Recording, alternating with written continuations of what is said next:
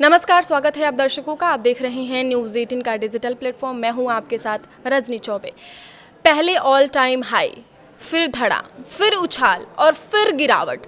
सोने चांदी की कीमतों में इन दिनों इतना उतार चढ़ाव देखा जा रहा है कि निवेशकों और खरीदारों के साथ साथ एक्सपर्ट्स भी हैरान हैं।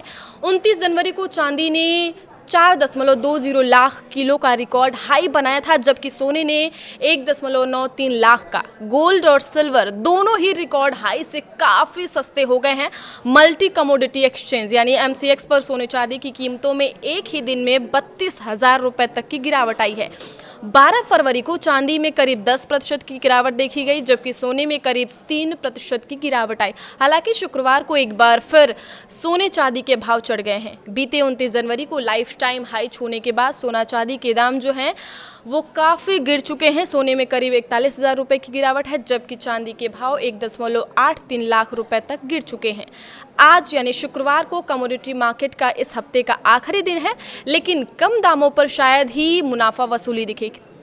तो क्या आज सोने और चांदी के दाम और गिरेंगे या फिर यहाँ से शॉर्ट कवरिंग देखने को मिल सकती है? ये बड़ा सवाल है। इस ब्लॉग पर हमारी नज़र रहेगी कि कमोडिटी मार्केट की चाल पर। साथ ही दिल्ली, मुंबई समेत देश के अलग अलग शहरों में सोने चांदी के दाम भी इस वीडियो में आपको देखने को मिलेगा। तो शुक्रवार सुबह मार्केट खुलते ही सोने चांदी की कीमतों में उछाल देखा गया है। सुबह 9 बजे MCX पर मार्च 2026 एक्सपायरी की चांदी फ्यूचर्स कॉन्ट्रैक्ट का भाव जो है वो 4.25% की उछाल के साथ 2,40,700 प्रति किलो के स्तर पर पहुंच गया है। इसी तरह अप्रैल 2026 एक्सपायरी के सोने फ्यूचर्स कॉन्ट्रैक्ट में 1.46% की बढ़त देखी गई है।